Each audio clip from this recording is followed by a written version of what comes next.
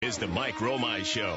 Call now, 800-777-5700. In the Valley, 729-9977. All right, let me begin this segment by stating I am not a biblical scholar, okay? But when I got an email titled, "Does religion make you a better person?" I thought, well, that's an interesting question. I'd like to pursue it. And so I called and booked the author of a book on the Old Testament, The Ethics of Faith, Right, Wrong, and the God of Abraham. His name is Ian Burchell, and he joins us now on News Radio 570 WKBN. Good morning, Mr. Burchell. Good morning. I appreciate you coming on with us today. My pleasure. All right. When I read the question at the beginning of the email, does religion make you a better person? And I thought, well, okay. I've gone to church many years of my life. I can't say that I go there every week or have gone every week. However, I've known some very saintly people who go to church, but I've also known some hypocrites who sit in the pews of my church and think, well, what are you here for? But that's beside the point. I think we all know that. I'm not a biblical scholar, probably know just enough about these things to make me dangerous in many people's minds. But you've investigated this even further. So when you look at the Old Testament and you ask the question, does religion make you a better person? What do most people believe?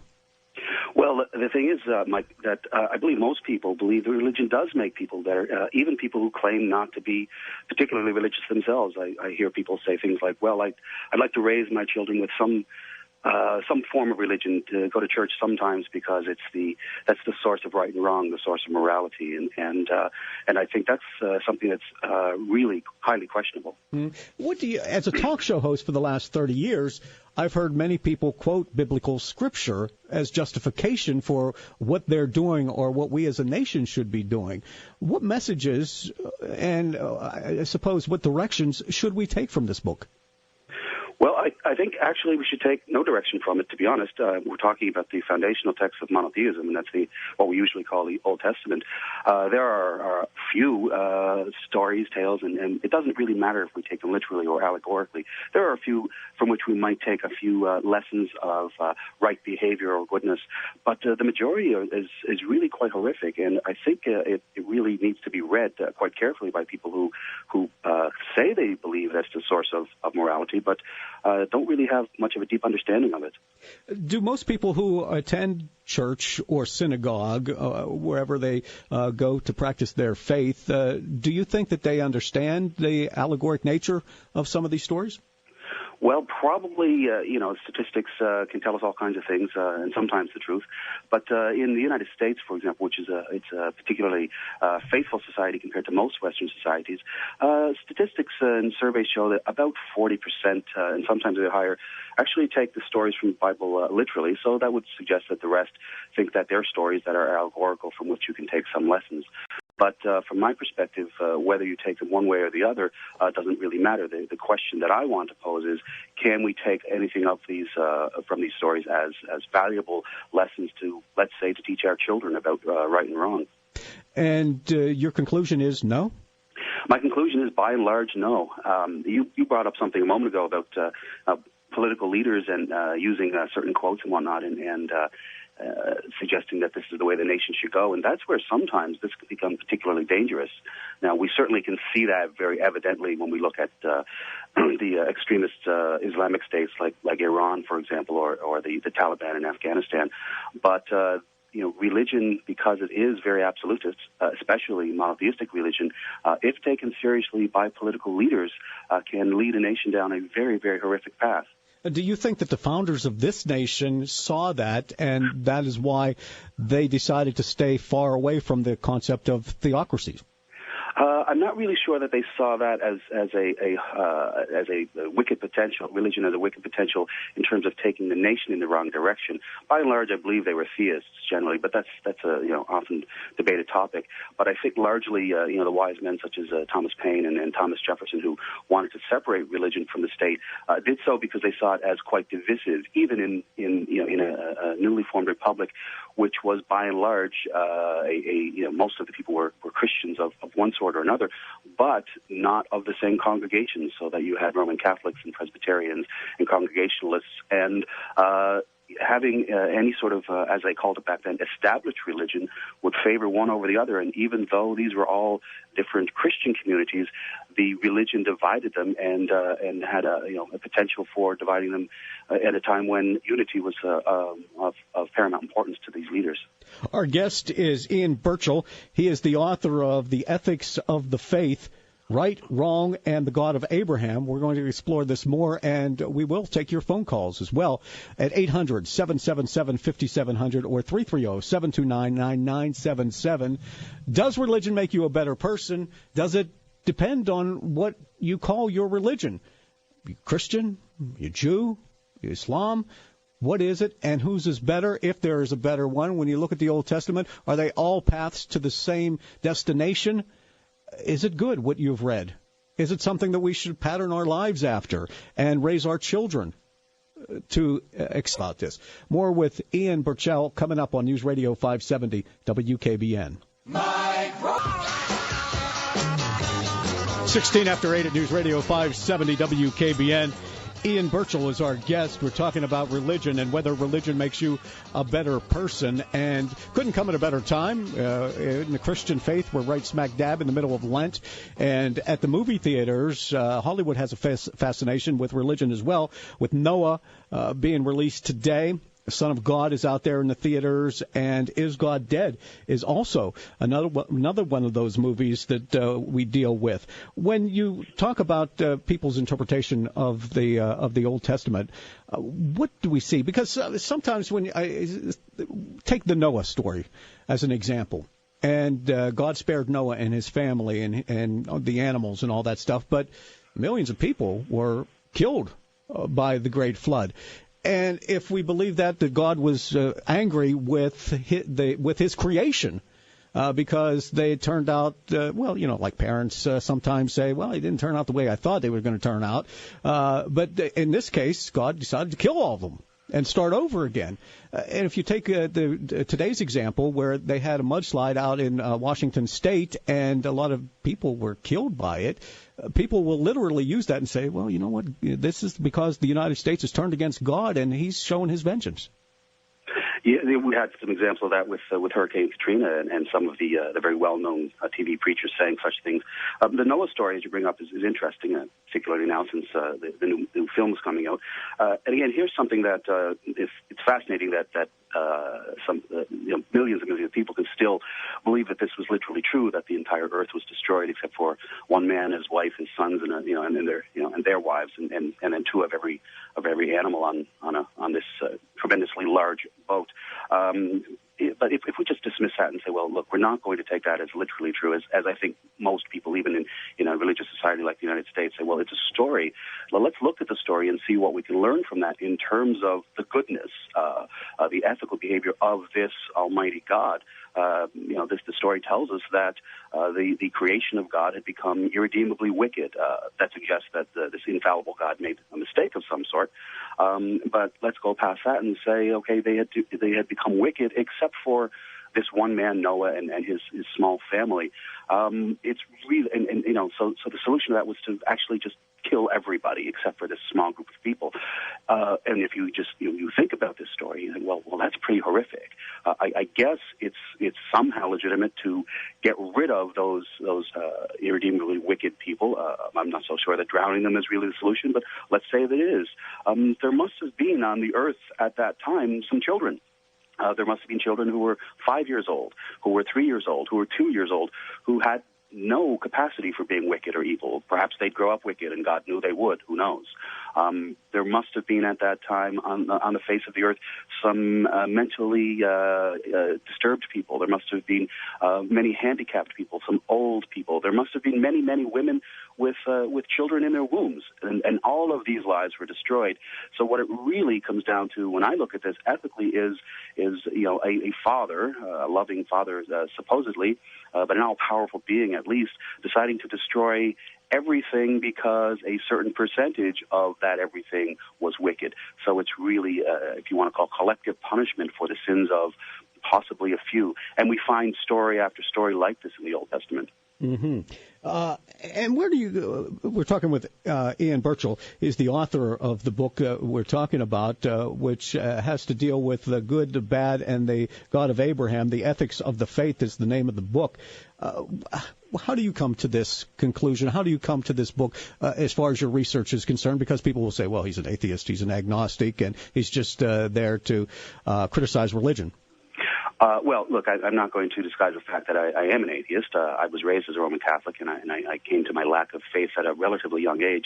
I don't have any horrible stories of abuse by a priest or the Catholic Church oppressing me or anything like that. It just my mind just drifted in a different direction.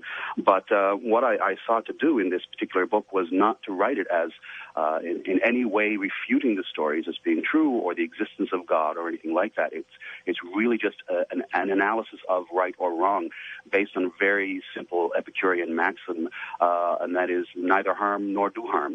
Similar to the oft-quoted golden rule, to see whether or not Yahweh, the God in the Old Testament, in his own actions and his own commands, and then in the heroes and the kings and the judges and so forth that he gives us. So I don't question the validity of these stories. I don't personally think that the Noah story is true. I don't think that the vast majority of these stories are true, but this is not part of the book that I've written. I don't question whether or not the walls of Jericho came tumbling down. I just question whether or not what happened in that invasion of that city-state was an ethically valuable story for us to use and to tell to children. So what should we get from these stories? Should we use this book or these books as roadmaps for our own lives? No, I really don't think we should use them as roadmaps in any way. Just like I wouldn't say we should use the stories of the ancient Greek pantheon or the Egyptian pantheon or the Norse gods of Thor and Woden and so forth. I do think they're very important for study because I don't think we can understand Western civilization without understanding the Judeo-Christian tradition, and therefore I do think the study of these texts, just like the religious texts of many societies, are important cultural studies. But as roadmaps, I think they're very, very tricky. Now, there can be some. If we go into the New Testament, which I have not tackled yet, we can certainly find in the character of Jesus a lot of ethical teachings which are of great value. But those ethical teachings are of value whether they were spoken by a Messiah, a Son of God, God incarnate, or a preacher, a teacher, a Socrates-type figure. Well, so how did these stories survive all these years then? Well, there's a great deal of power that's surrounded. There's the clerical class. I mean, if we look at the origin of these stories, obviously they come from cultural stories that answer questions that were mysteries to people. Why do certain things happen? Why do people die? Why do certain foods make us sick and kill us? And from these, we very well may have come up with the rules of kosher food, from in the Mosaic Law. But they survived because there were certain entrenched powers that had great interest in keeping them alive. Until very, very recently in the Western world, the established churches were tremendously powerful, and we can see that they're still very powerful in many parts of the world. We look at the Islamic world quite frequently because of the current political situations in the Middle East and how they're sometimes clashing with the West. But we can even look at what's going on right now in Russia. There's very, very little question that the tremendous power that Vladimir Putin has and is wielding is part of a coalition with Russian Orthodox clergy. Now, whether or not he truly is a true believer in Russian Orthodox Christianity is not important for my purposes. It's that he's using that as power. So the churches in the Western world and in other parts of the world have until very recently been very powerful, very wealthy, and still are in some parts of the world. And if we throw these stories out and we say, well, these are stories, but they're not true, then we diminish that power. So there's, if the Roman Catholic Church could today wield the power that it wielded in the past, I think we can guarantee that they would do so. They just no longer have that power, and that really is because of the work of secularists in the period that we call the Enlightenment. We've got to take a break. Can you stick with us? Sure. Got a lot of questions. Ian Burchell is our guest. His book is The Ethics of the Faith, Right, Wrong, and the God of Abraham on News Radio 570 WKBN. We take your phone calls. Attention, land. 27 before 9. Our guest is Ian Burchell. He is the author of The Ethics of the Faith, Right, Wrong, and the God of Abraham.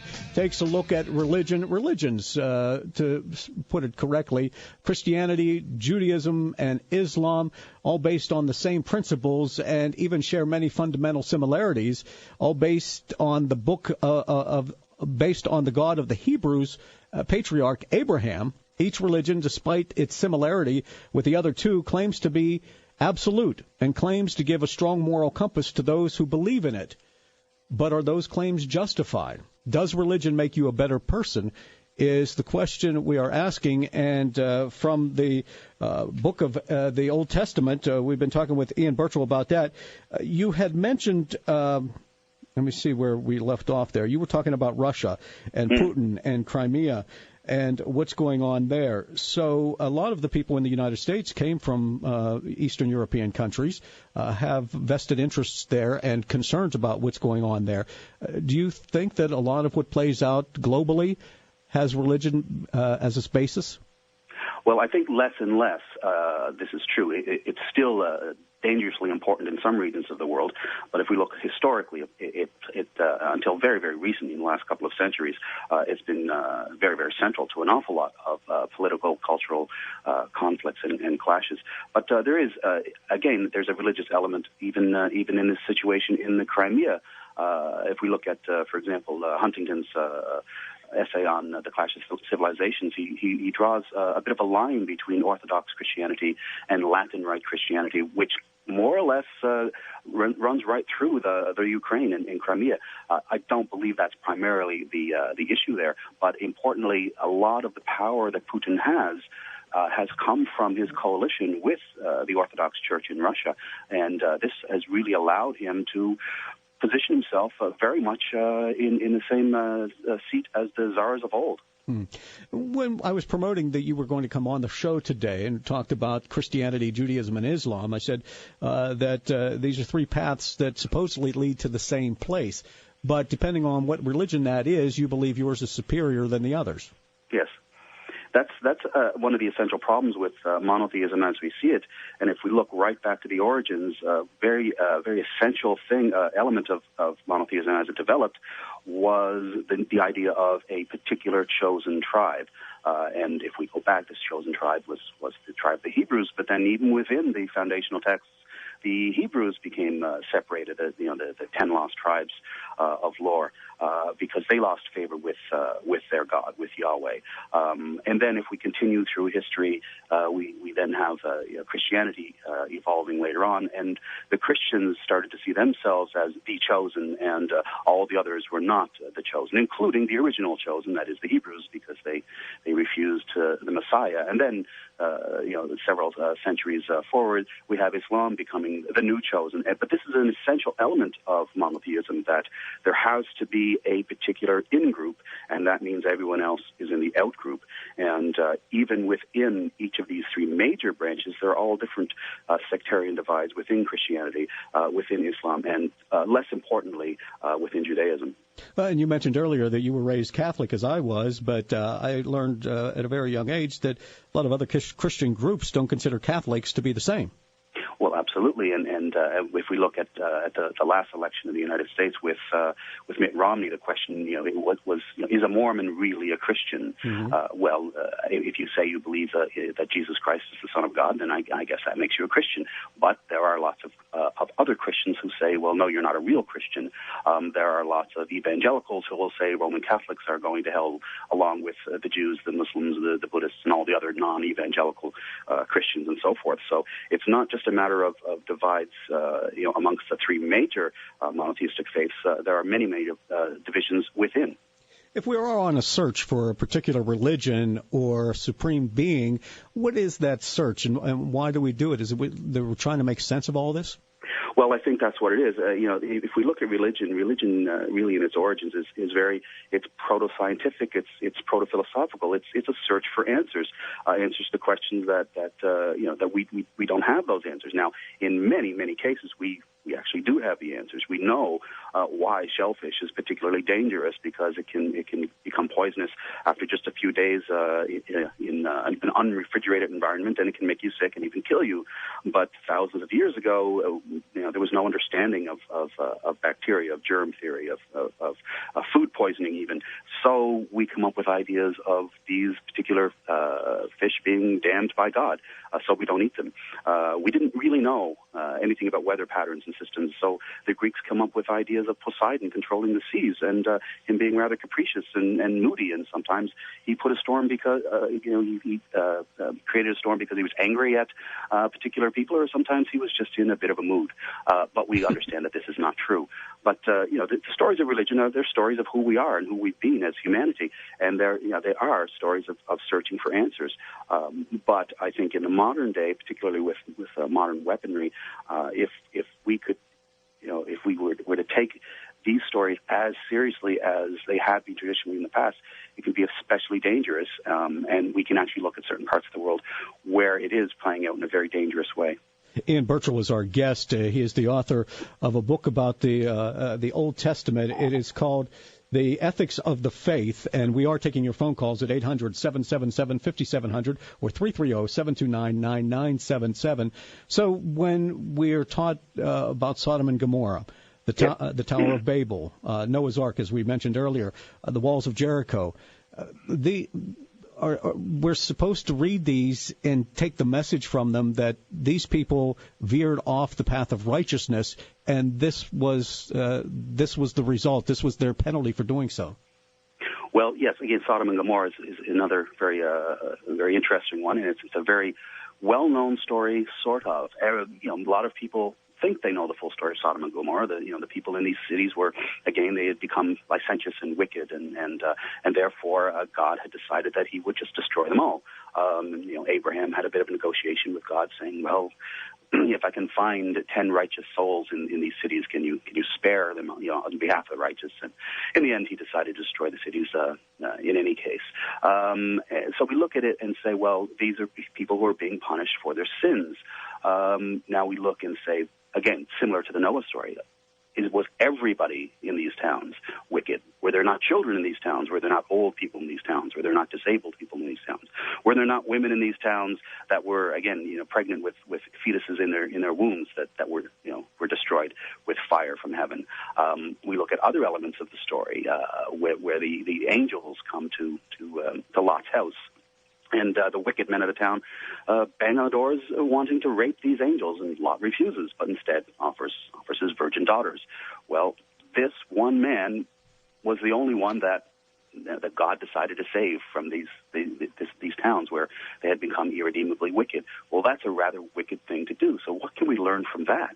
Somehow this man had gotten the favor of God, and the fact that he was wicked didn't seem to matter. And his wife, she was apparently not wicked. She was allowed to leave town with Lot and his daughters, but she turned around and looked. And for that sin of moderate disobedience, it'd be pretty difficult to be running away from a burning town and not at least turn around and take a peek. Well, she was turned into a pillar of salt. So what was her crime? Somehow she was as wicked for this act of disobedience as all the licentious people in Sodom and Gomorrah. So again, this story is not to be taken literally true, although some people do take it as such. But even as a story of right and wrong and just punishment for improper acts, it's really not one that I would really want to be using as an example of ethical behavior on the part of this almighty entity. And it sounds like you're saying you don't want to read them and take them to be literally true, but to me it sounds like they read like a Stephen King novel.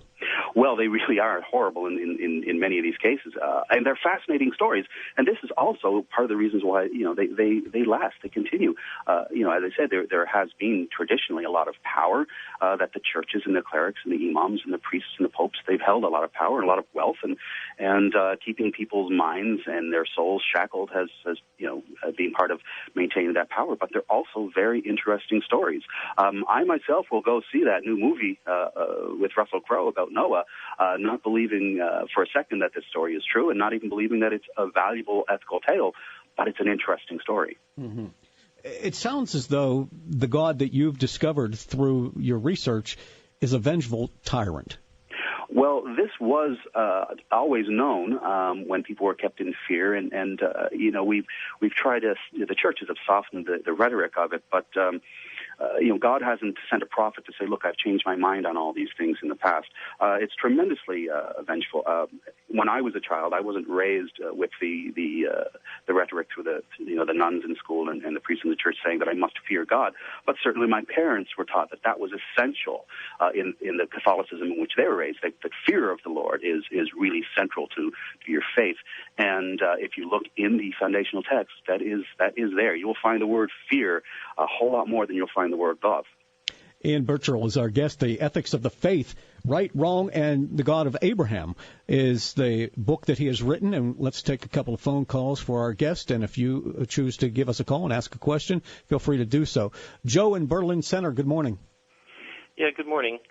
I just would like to voice the concern here that the author has valid concerns, but I believe the literal interpretation of the Bible, including the old stories, which I believe are literal and factual, still answer all of those concerns in a way that even he would recognize as being a good thing. The whole idea of the Old Testament was that God was so perfect that he could admit no imperfection, that man is fallen, and not one of us is as perfect as God is. And this is why there's a gulf between us. We have a feeling or a sense that something's wrong, and we sort of look to the cosmos, we look around us to the world, the natural world, and we ask questions. And this has been an age-old thing. The universality of the need of man is very great, that there's something absent, and also the availability of God to step in and teach us that he is love is a very universal application of good that we all could partake of. John, I appreciate your call. Let me let Ian respond to that. Ian, do you have any thoughts? Well, I think the absence that the caller is talking about is the absence of answers. There are mysteries in the world that we don't understand. There are mysteries that we understand now that we didn't in the past, and there are more things that we'll learn through science and objective study.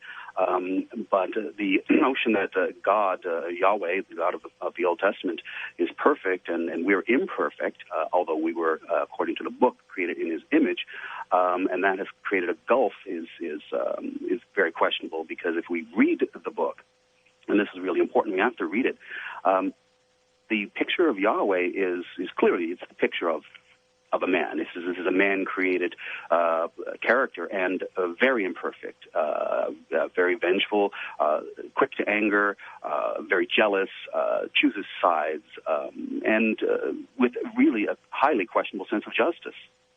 All right. Mike? Yes. Might I say something just in addition to that? Go ahead. May I add an additional comment to his response to that? Go ahead, quickly. Okay, the whole idea that God punishes, as a parent would punish children, or a policeman would punish an evildoer, criminal. Those are terms that we understand. These are explanations given to us that we might better understand God, but they're very limited in our understanding. But they're something we can grasp onto so that we can begin to understand. God is the scriptures say he's long-suffering, not willing that any should perish, but that all should come to repentance after the fall of Adam. That separation, that gulf, would be united again. There was a time when there was the Romans were building a column. It was a tall column made out of stone, and it fell by accident, and it crushed people. And there were the religious people of the day were saying, well, that's because they were such sinners, they were so evil. Jesus tells this story. And Jesus said, no, because they asked him, they said, is that the case? And he said, no. He said, unless you repent, you shall all likewise perish. That this is, the whole world is in sin and in judgment, and God is estranged from them. But like a baby that's separated from its umbilical cord and has no nursemaid to take care of it, it may die. And this is why God is concerned to step in to try to help, to try to bring us back to where we could be. With all that, and that's what the Bible is about. Joe, hang in there. With all you've said then, these people that we've talked about so far, whether it's the Noah story or Sodom and Gomorrah or any of these people who have died over the years, is that the wrath of God then that has been hoisted upon them? If well, not just them, but all of us. Jesus is saying we are all so then you're saying that God is actually the one, and the plane that went down or the mudslide that killed 24 people that we know of so far, that was an act of God? Well, anything that happens that's a negative, that's not like it was in paradise, is part of what we're eventually all going to face. And what do you think we're those people? To face this terrible estrangement from God for eternity. Joe, let me ask you then. What do you think those people were supposed to learn? Or what are we supposed to learn from their deaths? Well, what we can learn is that we are all in desperate need of God to step in and vouch for us eternal life, and somehow that will be because it's promised by Christ. So you're saying, let me get this straight, because I don't know those people who perished in the mudslide. They may have been churchgoers. They may have gone every week, maybe every day to Mass for all I know. Are you saying then that they were used as an example to the rest of us, regardless of their goodness?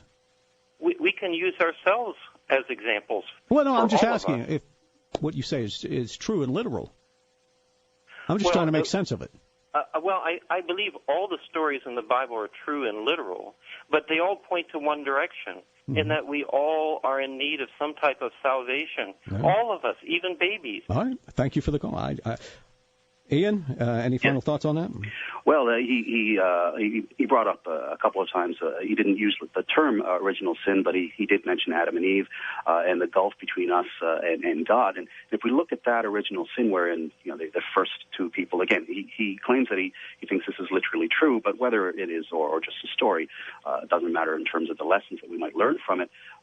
These two people created this gulf between man and God through their sinful act. Now, their sinful act was simply to eat a piece of fruit that they were told not to eat.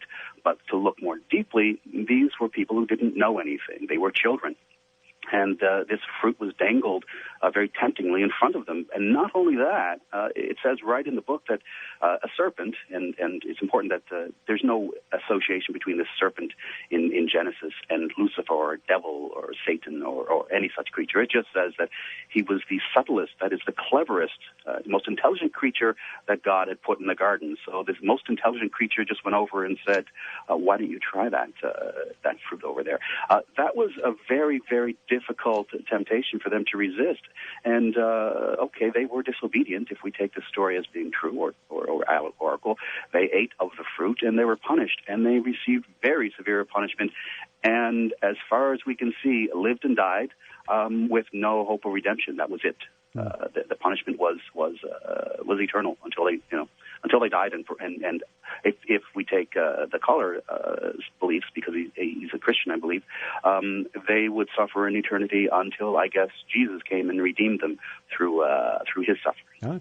The Ethics of the Faith is Ian Burchell's book. I don't want to let you go without, you mentioned Jesus earlier in the New Testament. What do you make of this Jesus man? Well, look, I think there's a lot that, and having been raised Catholic, before I started my studies, I knew a lot more about Jesus than I did about the Old Testament stories, because that's much more central.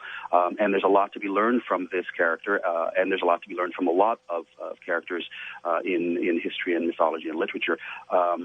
But what's important about the Jesus stories, I mean, there are certain pictures of Jesus which are not particularly wonderful, but largely he is, let's call him a teacher from whom we can learn some valuable lessons.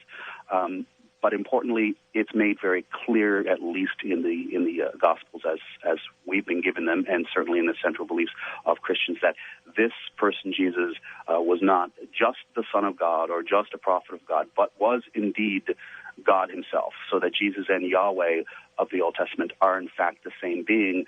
So when we hear Christians say, well, then there's a new covenant, so all that Old Testament stuff doesn't count anymore.